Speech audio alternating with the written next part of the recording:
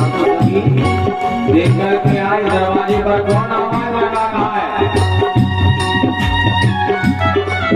जैसी वह सखी आती है, दरवाजे पर देखा रे इतना भयंकर रूप, दौड़ करके जाती मैया, कोई बाबा दरवाजे पर खड़ा है। बाबा तू जा कुछ खाकर ले जा, उस बाबा को दे दे। सखी जाती और जाकर के बोले बाबा को, आटा जैसी झोली में काट डालने को बाबा ने कहा, देख सखी तू जा मैया से बोल के आ, मैं आटा लेने वाला बाबा नहीं हूँ। तो सखी सोचती तो बड़ा बड़ा बाबा है। मैया से जाकर कहा, मैया अरे वो बाबा मुझे वो ठीक ना दिखे। भैया ने कहा क्यों? बोले मुझे इसलिए ठीक ना दिखे कि होता मैंने जैसे ही आटा दियो, आटा के लिए मना करता, कह रहा भैया को बुलाओ। भैया को अपने गुस्सा लाल होकर के दरवाजे पर पहुंचती, तुझे आटा लेना है तो ले। बोले बाबा ने कहा तो फिर अगर मैंने आटा नहीं लिया तो? भैया बोली तो मैं तुझे यहाँ से भगा दूंगी। बोले बाबा का देख भैया मैं आटा लेने नहीं आया हूँ, अगर तू देना ही चाहती, मैं तो तेरे लाला के दर्शन करने आया हूँ।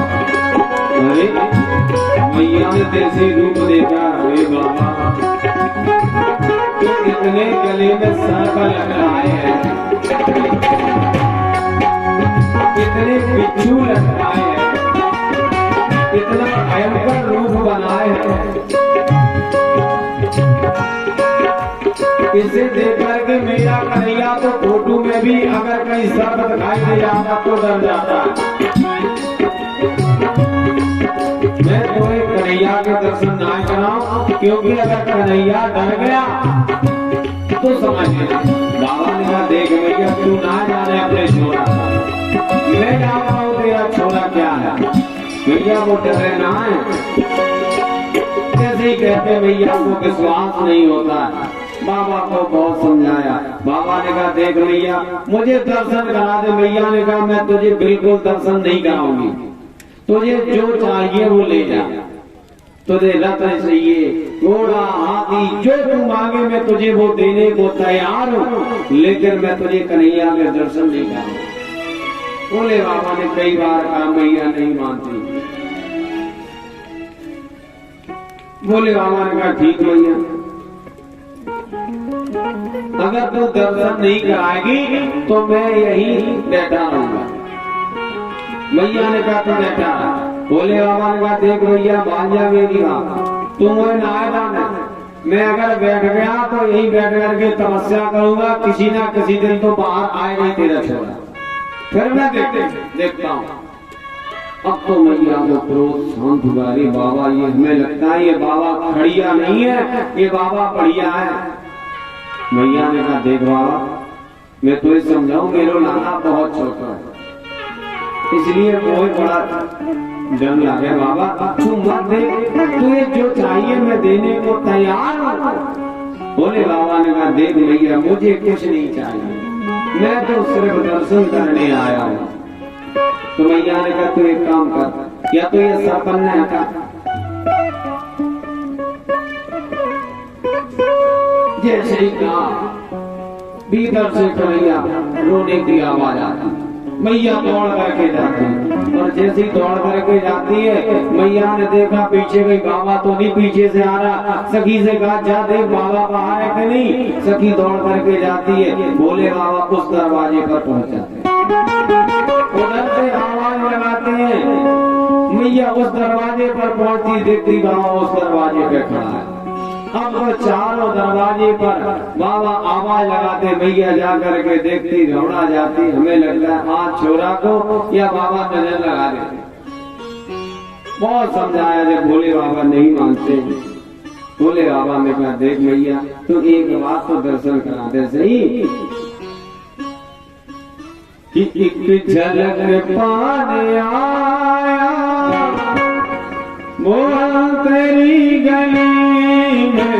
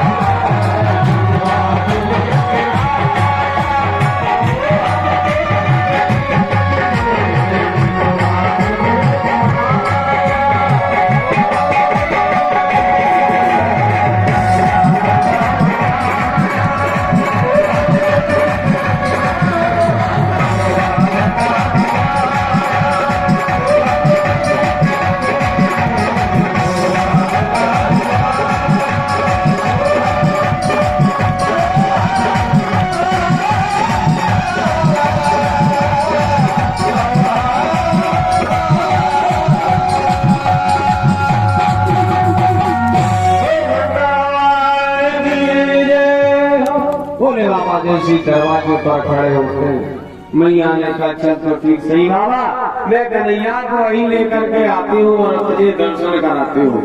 अब तो मैया कन्हैया को लेकर के जैसे ही दूर दरवाजे पर आती है, हमारे भोले बाबा को जैसे ही कन्हैया देखते हैं अरे खड़खड़ा के हंसने लगते हैं। अब तो भोले बाबा बड़े प्रसन्न होते हैं। कन्हैया के अपने हाथों में जैसे ही लेने को हाथ बढ़ाया, मैया अपनी ओर खींची।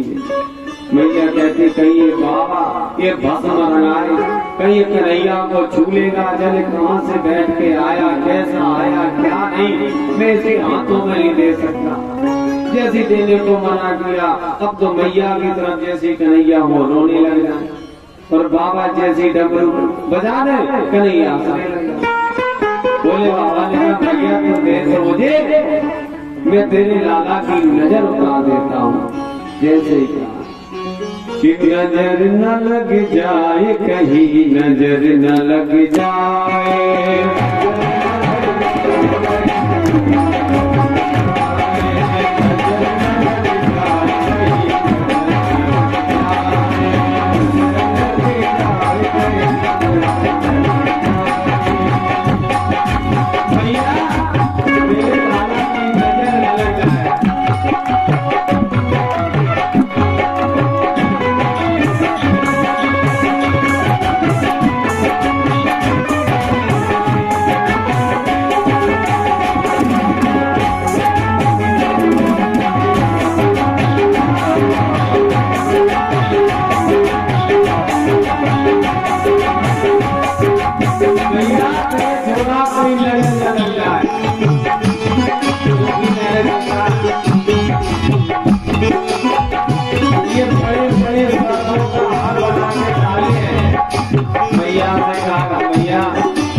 तो तुझे मत डरे। अरे कतो है भैया, तेरो लाला एक शर्त से नहीं डरता। जैसे कि भगवान ने भोलेनाथ पर देखा और आंख मिचुरा दी, क्या करने वाले हो सब बता दोगे क्या? माने भगवान ये कहना चाहते हैं, भैया तेरे लाला 1000 फन के सर्पों के ऊपर शयन करता है।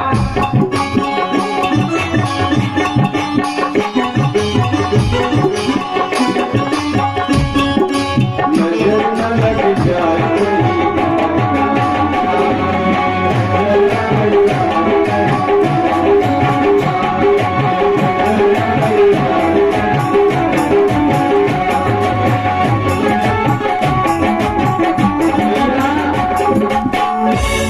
बाबा के हाथ में जैसी कन्हैया को देखती है, कन्हैया को हाथ में लेकर ही बाबा चारों तरफ नाचने लगता है।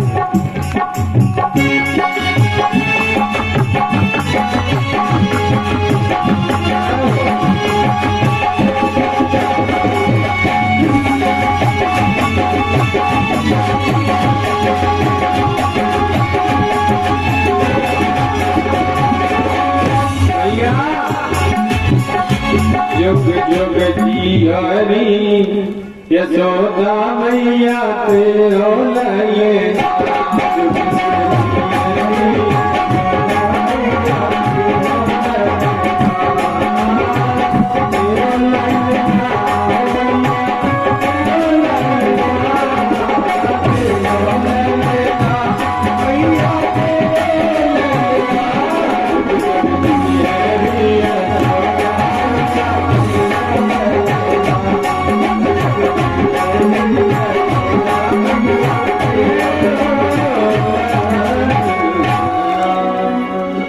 भैया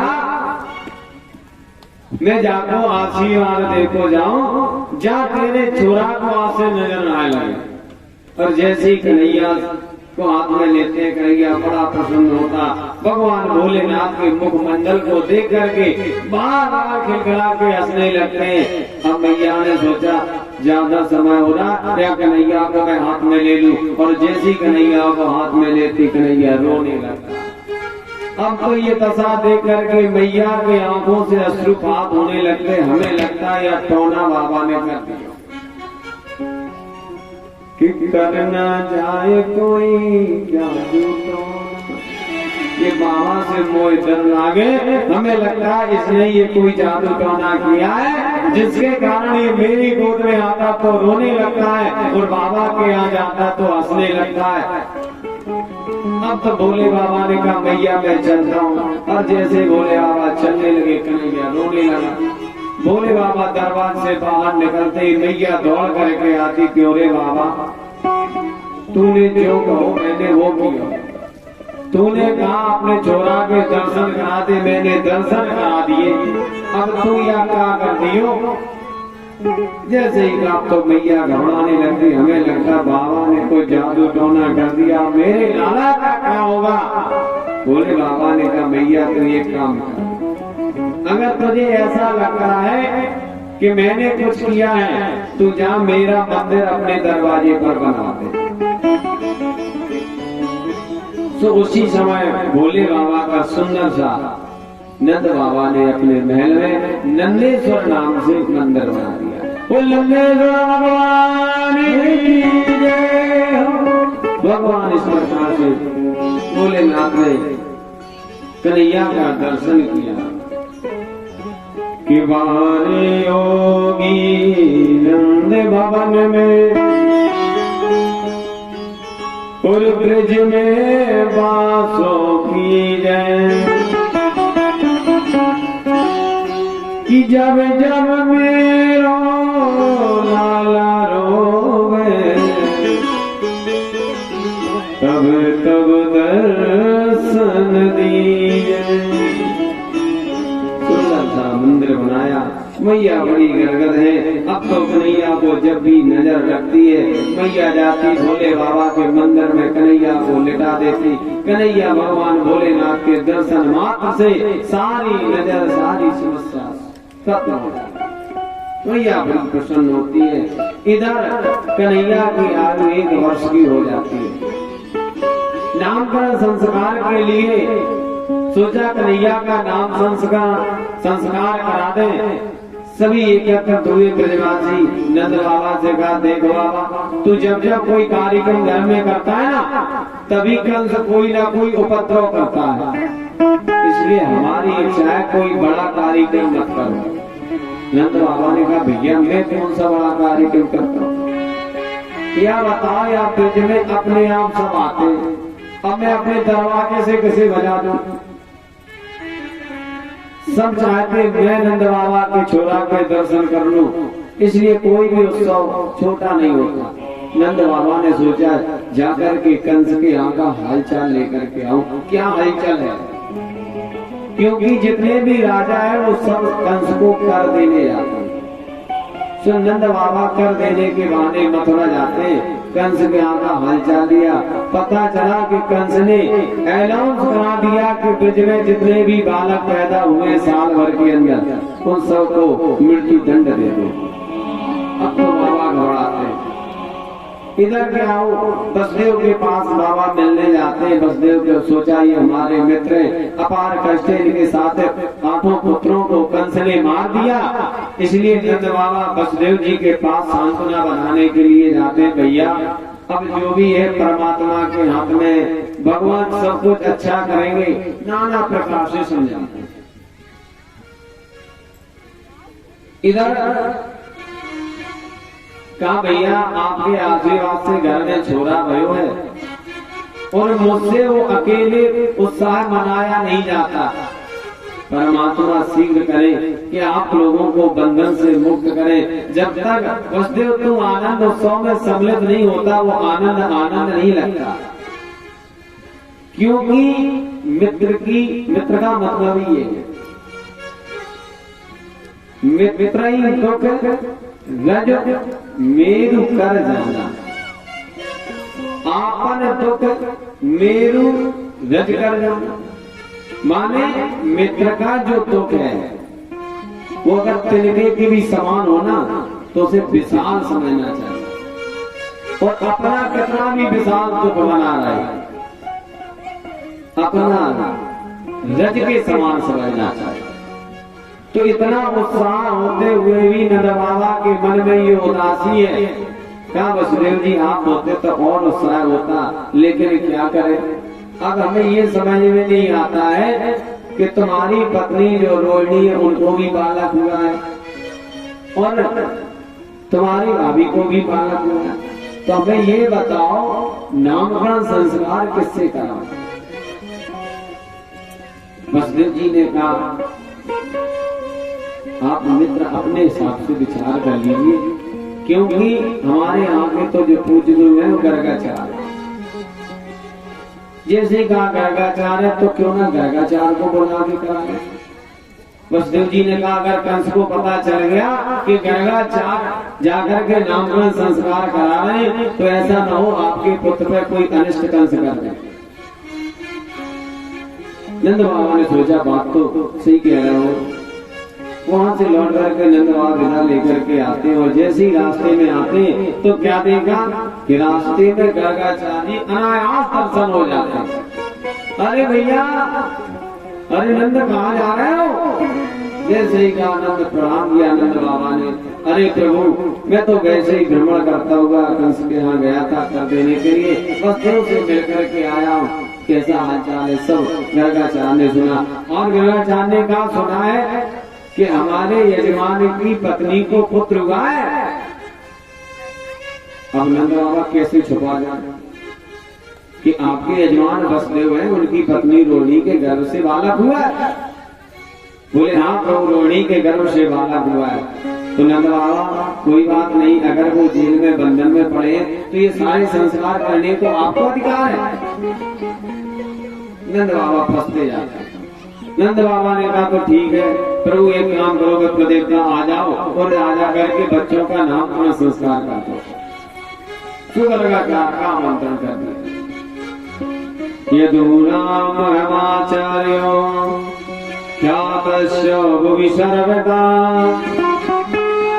ये वंशों कहिए कुल गुरु होने के नाते गर्गाचार आते हैं और आकर के मैया से बाबा ने कहा, देवी मैं ब्राह्मण देवता का आमंत्रण करके आ गया हूँ, आज कन्हैया का नामकरण संस्कार होगा छोरों को। किसी का छोरों का नामकरण संस्कार होगा। अब तो मैया दौड़ करके इधर उधर डोलने लगती। सखियों ने पूछा, मैया क्या बात है? नामकरण संस्कार है छोरों का। धीरे धीरे पूरे गांव में खबर फैल जाती, सारी नगर के सभी एकत्रित होकर के आती। अब बीच आंगन में चौक होता है, पटे दो डाल दिए जाते, एक पर मैया बैठ जाती और एक पर रोहिणी मैया बैठ जाती। यशोदा मैया के सामने रोहिणी मैया बैठी। यशोदा मैया ने कहा, सुनो ये बताओ ये बाबा कैसा है, इसका परिचय तो कर लो। ये हमारे छोरन का नामकरण संस्कार करने आया, एक राजा का छोरा का संस्कार नामकरण संस्कार कर रहा है, अच्छा है कि नहीं? तो पहचान करने के लिए क्या किया कि मैया ने रोहिणी के बालक जो था बलदाऊ जी को अपनी गोद में लिटा लिया और अपने पुत्र को रोहिणी मैया के गोद में लिटा लिया। और जैसे ही लिटाया बाबा से कहा, बाबा शीघ्र आ जा। बाबा दौड़ करके जाते, जैसे चौक पर बैठते बाबा ने जैसे छोरन को देखा, रे कन्हैया ये तो पूर्ण ब्रह्म परमात्मा है जिसके लिए मैंने ये कर्म स्वीकार किया। देखिए ब्राह्मण कर्म करना बंद कर दिया। जब बंद कर दिया तो भगवान ने ब्राह्मणों से कहा, जाओ मैं तुम्हारे लिए अनन्य भाव से आपका चिंतन करूंगा और आपके ही द्वारा हमारे सारे कार्य होंगे। तब ब्राह्मणों ने कहा, अगर आप आओगे तो मैं ब्राह्मण कर्म स्वीकार करूंगा। तो आज गर्गाचार को ये खुशी है कि हमारे जजमान के यहाँ साक्षात भगवान आते हैं और भगवान का नामकरण संस्कार करने को ये सौभाग्य मुझे प्राप्त होता है। तो जैसे ही पता था गर्गाचार नेत्र बंद करके देखा, भगवान का चतुर्भुज रूप दिखाई देता, गर्गाचार जी की समाधि लग जाती। एक होती है त्राटक समाधि। त्राटक समाधि में क्या होता है कि नेत्र बंद हो जाते, नेत्र खुले रहते और श्वास अवरुद्ध हो जाती। जैसे नेत्र खुले रहते बाबा समाधिस्थ हो जाता, श्वास बंद हो जाती। मैया बाबा पर कई बार देखती है, बाबा की पलक झपकते नहीं दिखाई दी। मैया ने हाथ घुमाए, बाबा बाबा का कोई असर नहीं, क्यों? बाबा उसी चित्र में, बाबा का चित्र परमात्मा की चरण से इस प्रकार चिपका कि संसार का भान खत्म हो गया। मैया ने सोचो हमें तो दिखे या बाबा चल बसो। मैया खड़ी होती, अरे कांधा पकड़ के बाबा कहला देती, बाबा बाबा की निद्रा खुलती। अरे बाबा तू तो मुझे डरवा दियो। अरे मैंने तो या समझो या पागल कार में हमें तो दिखे बाबा ही, चलो। बाबा कहते नहीं भैया, हाँ तू यहाँ बता छोरन को नामकरण संस्कार आप करने आयो या साधना करने? बाबा ने कहा, मैया मैं क्या बताऊं, ये कन्हैया तुम्हारे पुत्र का रूप देखते ही, मंगल स्वरूप देखते ही मेरी समाधि लग जाती है, इतना पसंद होते हैं बाबा। मैया ने कहा, चल तू ठीक सही पूजन का। बाबा बड़े पूजन कराते हैं, हाथ में चावल लेते हैं और चावल लेने के बाद में रोहिणी मैया छोटी है, यशोदा मैया बड़ी है। तो बाबा क्या करते, हाथ में चावल लेकर के अयं ही रोहिणी पुत्रो रमयन् सुहृदो गुणैः आख्यास्ते नामयति बलाधिक्यं बलं विदुः। अरे भैया ये रोहिणी का पुत्र है जो आपकी गोद में लेटा है। जैसे ही कहा मैया गदगद हो जाती, ये बाबा बढ़िया है, ये उच्च क्वालिटी का बाबा है, नीच क्वालिटी का नहीं। आज तो भाव जागृत बाबा के प्रति स्नेह उत्पन्न हो जाता, मैया गदगद हो जाती है। अब तो मैया रोहिणी के घर में उधर में जो पुत्र गोद में लेटा है आज उसके ऊपर जैसी बाबा ने चावल छोड़े कि आसम वर्णास्त्रियो हास्यम ज्ञव्यतो नियुगम तनु रुक्लो रक्तस्तथा पीतो इदानीं कृष्ण तांगता। अरे भैया आसम वर्णास्त्रियो हास्यम, अरे ये जो रोहिणी के उधर गोद में बालक लेकर है ये साक्षात नारायण है। इसके अंदर आकर्षण शक्ति है।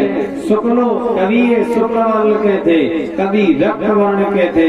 इदानीं कृष्णतांगता, अब लाल रक्त और शुक्ल सफेद मिलकर के कृष्ण वर्ण हो गया, इसलिए कृष्णतांगता इनका नाम कृष्ण होगा।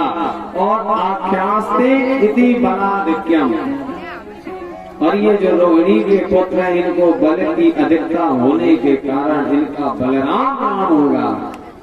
बोले कृष्ण बलराम जी की। इस प्रकार से सुंदर सा नामकरण संस्कार हुआ। भगवान 1 वर्ष के होने के बाद में गुटमन भगवान चलते हैं और चलकर के कभी गोपियाओं के घर चले जाते हैं। नाना प्रकार से भगवान लीलाएं करते हैं। मैया ने घर में सोचा भगवान आपका पुत्र हुआ है, घर में सत्यनारायण कथा हो जाए। मैया ने कथा कराती है और जैसी प्रसाद बनाती है भगवान क्या करते, प्रसाद को जूठा कर देते, बार बार ऐसा करते हैं।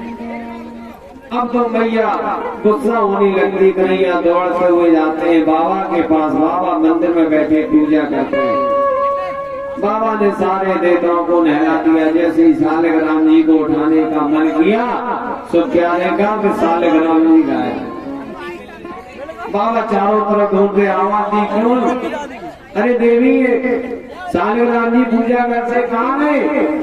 मैया ने कहा मोह ना तो छोरा को देखो तो सही। कन्हैया को देखा तो कन्हैया अपने मुंह में रखे सालिग्राम को। जैसी मैया ने हाथ पकड़ा बाबा के सामने लेके जाती, देखो ये तुम्हारे सालिग्राम। बाबा ने कहा ये क्या लियो? भगवान मुंह बोला बाबा ने कहा सालिग्राम लिया। कन्हैया क्या मुंह करके बाबा करते। बाबा जैसे ही गालों पर छोटा सा चाटा का प्रहार करते, कन्हैया के मुख से सालिग्राम बाहर आ जाते। अरे बाबा बड़ा परेशान होते, कन्हैया तू इसे नहीं समझाती, ये उत्पन्न होता जा रहा है। कन्हैया सुंदर सुंदर सी लीलाएं करते, मानो भगवान ये बताना चाहते हैं कि तुम जिनकी पूजा करते हो मैं साक्षात आपके घर में बैठा हूँ। इस प्रकार भगवान ने सुंदर सी लीलाएं की। भगवान ग्वाल वालों समूह के साथ में गोपियाओं के घर में जाते हैं और जाकर के नाना प्रकार की मक्खन चोर लीला प्रारंभ करते हैं। भगवान का नाम चोर है, चोराग्रगण्यम। और वो चोर ऐसा नहीं जो चोरों का संसार राजा हो, भगवान वैसी चोरी करते हैं। भगवान जाते हैं और गोपियाओं के घर में जाकर के क्या करते हैं, उनकी बछड़न छोड़ देते। और जैसे ही बछड़न छोड़ते हैं सारी बछड़े जाकर के गौ का दूध पान कर जाते हैं। गोपियां जाकर के मैया से नाना प्रकार से कन्हैया के लिए कहती है, अरे मैया तेरो लाला बहुत उद्दंड है कि बसान मुंचन क्वचित समय क्रोध संजात हासन। इसलिए स्वागत्यादिपया कल्पितैस्ते। अरे मैया तेरो लाला इतना उद्दंडी है कि गौवन के बछड़न छोड़ देता है और वे गांव का दूध पी जाते हैं। इसलिए मैया पिया लाला को डांटे ना। जैसे ही कहा अब तो कन्हैया थक जाते हैं। मैया लकड़ी लेकर के जाती है और कन्हैया को डांटती है। और जैसे डांटती, क्यों रे छोरा तूने चोरी की है? कन्हैया कहता ना मैया मैंने चोरी की, तूने बछड़ा जोड़ा। कन्हैया कहता मैया ये पतो ना है, ये सब आपको उल्लू बनाने, बताओ आपको मैया ये हमारे चक्कर में पड़ी है कि तुम्हारे छोरा को नाम बदनाम है जावे तो तेरे छोरा को ज्ञान आए। सब जान जाएंगे कि नंद को छोरा है बहुत चोर है, इसलिए लोग उसके साथ विवाह नहीं करेंगे अपनी पुत्री का। मैया ये सब बदनाम करने के लिए है कि चोरी करे तो डोरे श्याम मुझसे सूदो न बोले।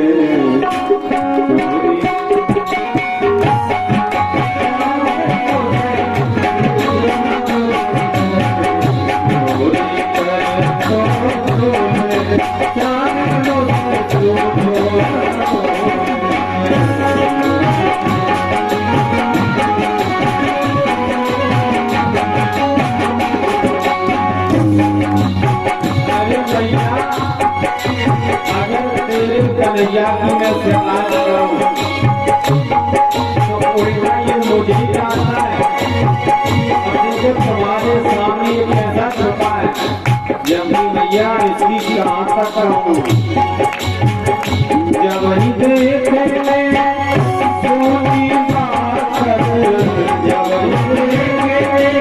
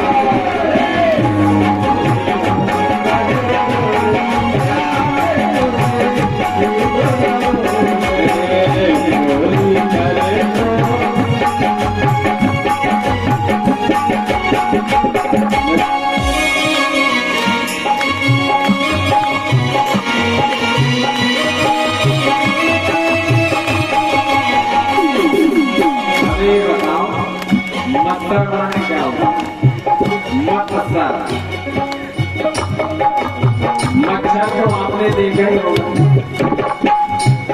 अब इतनी सी थाली में मच्छर नहीं मरेगा। मच्छर होता है हमारा अहंकार, हमारा तो क्या इतनी थाली में खत्म हो सकता? जब मच्छर नहीं मर सकता तो खत्म कैसे हो सकता? इसलिए हाँ बता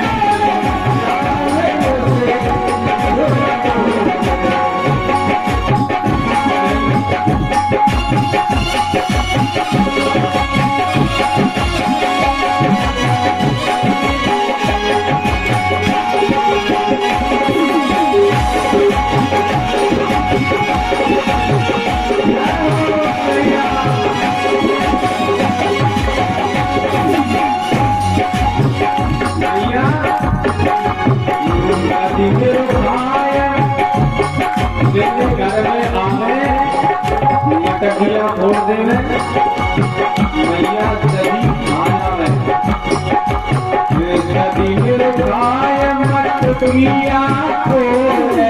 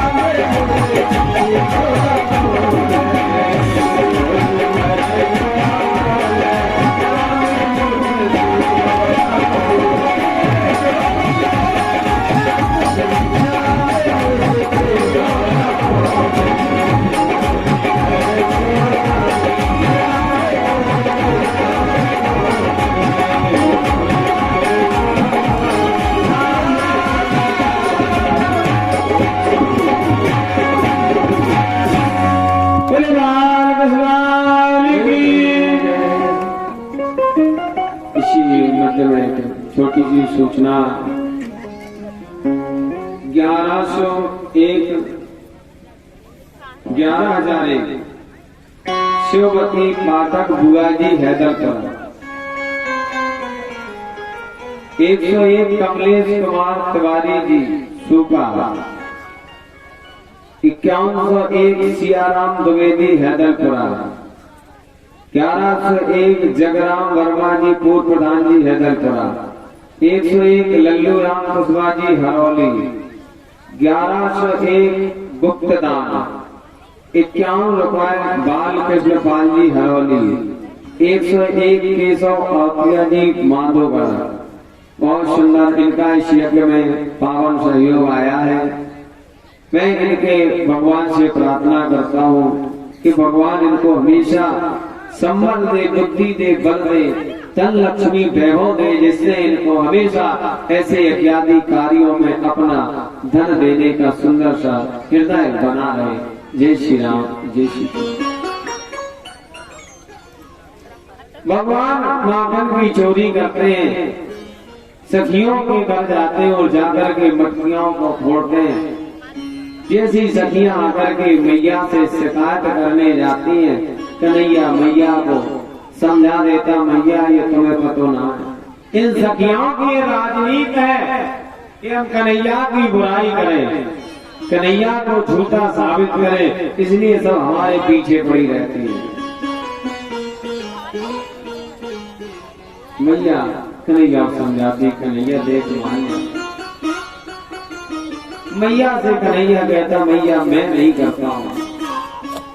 एक दिन क्या हुआ, भगवान गोपियों के यहाँ सुंदर सी लीला करते हुए भगवान क्या करते हैं, अपने मुख में मिट्टी खा लेते हैं।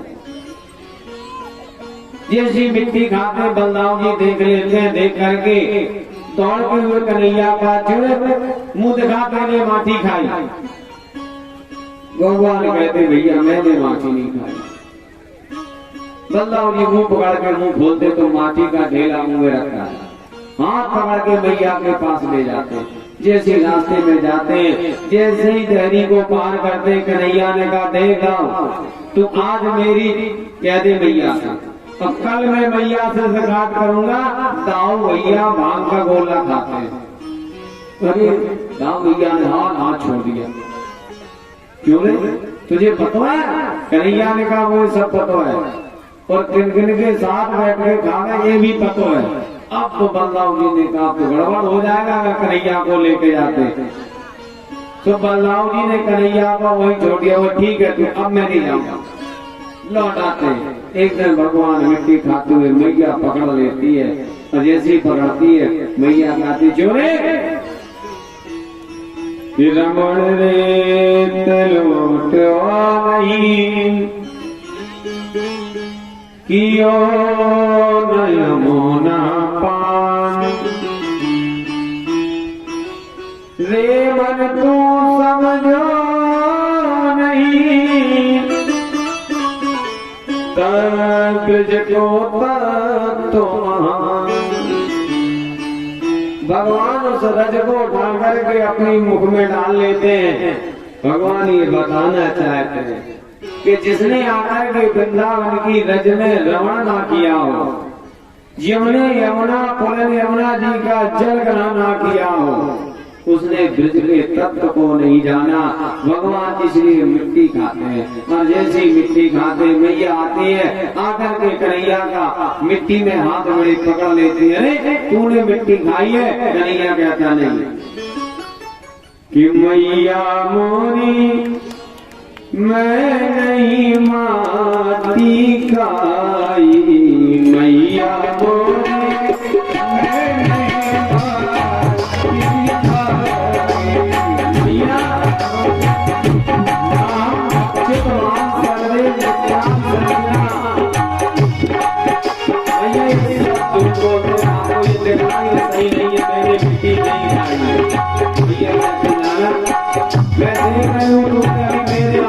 सामने मिट्टी खाई है। भगवान मैया मोरी मैं नहीं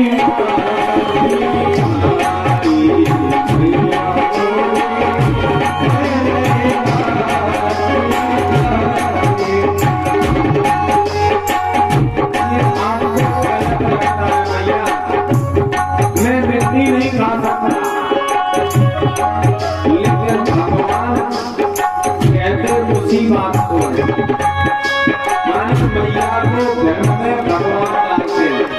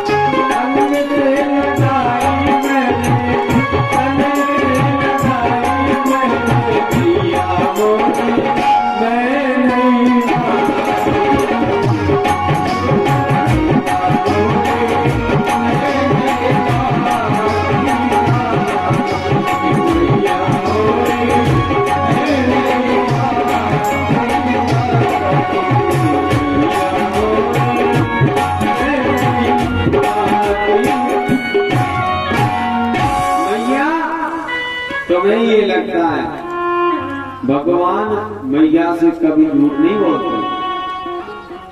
भगवान कह रहे हैं, भगवान ने मिट्टी खाई, मैया ने देखा भी, और भगवान कह भी रहे, लेकिन कहने का तरीका भगवान का अलग है। भगवान कहते हैं मैया मोरी मैंने ही माटी खाई। अब मैंने जो अक्षर है वो हाथ से मिला दिया, इसलिए मैं नहीं हो गई। मैंने भगवान मैया की बात की पुष्टि मैया को लग रहा, कन्हैया मेरा ये कह रहा कि मैंने माटी नहीं खाई, लेकिन भगवान मैया से झूठ बोलना नहीं चाहते, इसलिए कहते मैया मोर मैंने ही माटी खाई। सुंदर जी भगवान लीला करते हैं।